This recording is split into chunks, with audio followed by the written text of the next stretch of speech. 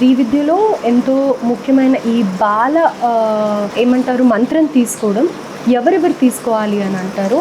And మొట్టమొదటిగా ఎందుకని బాలని ఆరాధించాలి శ్రీ విద్యలో అని?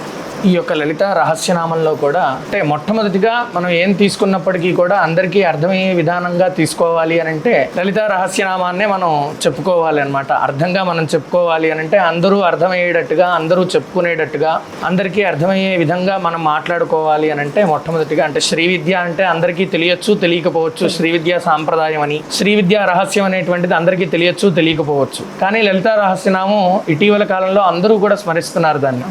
ఇటీవల కాలంలో అందరూ కూడా దాన్ని జపం చేస్తున్నారు. లలితా నామంలో ఒక నామం తీసుకోవటం లేదా లలిత సహస్రనామం మొత్తం చదవటం. దాంట్లో అమ్మవారు 2 విధాలుగా చెప్పబడుతూ ఉన్నది.